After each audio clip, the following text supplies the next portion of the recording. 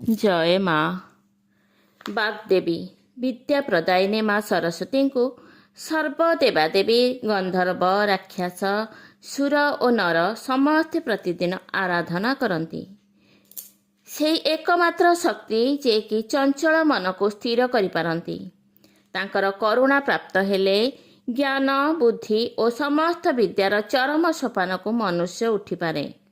माँ सरस्वती करुणारू मनुष्य अप्राप्त वस्तु को प्राप्त हुए, अज्ञान दूर होई सत्ज्ञान को प्राप्त हुए।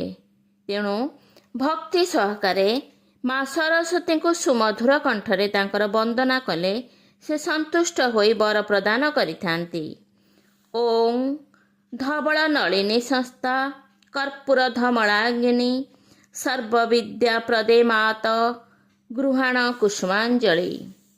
स्वतांबर धरे देवी स्वतपुष्म सवने स्वतवीणा धरा शुभ्रं गृहाण कुसुमांजलि।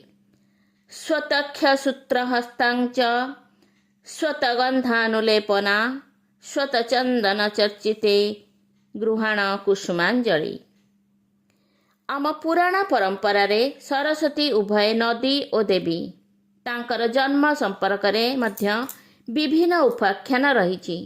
केतेक पुराण अनुसार देवी सरस्वती ब्रह्मांकर कन्या, पुणी देवी भागवत अनुसार से ब्रह्मांकर पत्नी, महाभारत रे से दक्ष प्रजापतिंकर कन्या। केतेक पुराण अनुसार देवी सरस्वती परमात्मांकर मुखरू जात होइथिबा बेले ब्रह्म दैवत्र पुराण रे से श्रीराधांकर मुखरू जात होइचंती बोली कुहा जाए।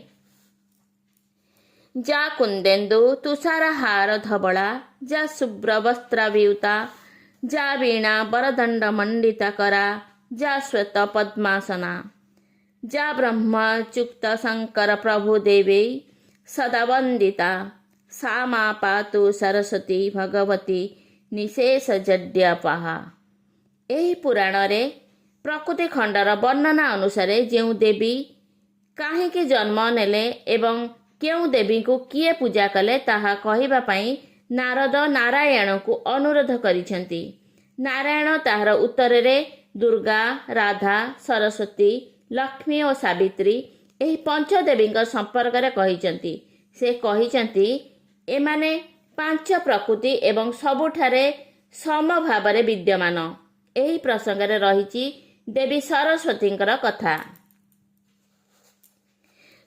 कज्जल पूरित लोचन धारे कंठजुग शोभित मुकुताहारे वीणा पुस्तक रंजित हस्ते भगवती भारती देवी नमस्ते।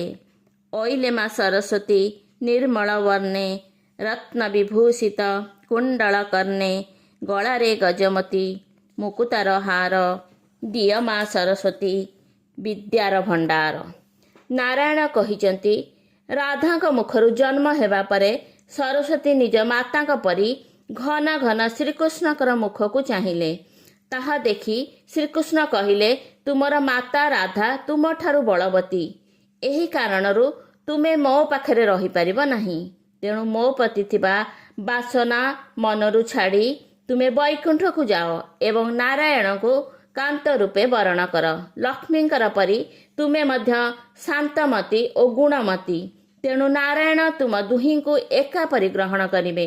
तुमर जन्म दिवस हेतु प्रतिवर्ष माघ मास शुक्ल पक्ष पंचमी रे तुमर पूजा हेब। एहा कही श्रीकृष्ण प्रथमे सरस्वती को पूजा कले। तापरे ब्रह्मा, विष्णु, महेश्वर, अनंत, धर्म, मुनीन्द्र, सनक आदि ऋषि, मनुगण एवं नरपति और नर समस्ते तांकर पूजा कले। सेतेबेले श्रीकृष्ण कहिथिले तुमर प्रसाद फलरे मूर्ख मध्य ज्ञानवान हो पारिबो। तुमको पूजा कले समस्त मनोवांछा पूर्ण हेब।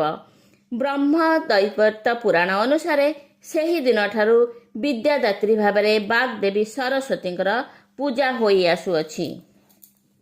ओं वंदे वाणी जगदात्री स्वत पद्मासना शुभ्रा स्वत पद्मा सुगंधा च स्वत पुष्पे च शोभितम् विरंची वाहिनी देवी सदा विद्या प्रदायिनी स्वतःलङ्कारभूषाञ्चं सरस्वतीः नमः नमः। मा सरस्वती देवी नमः नमः।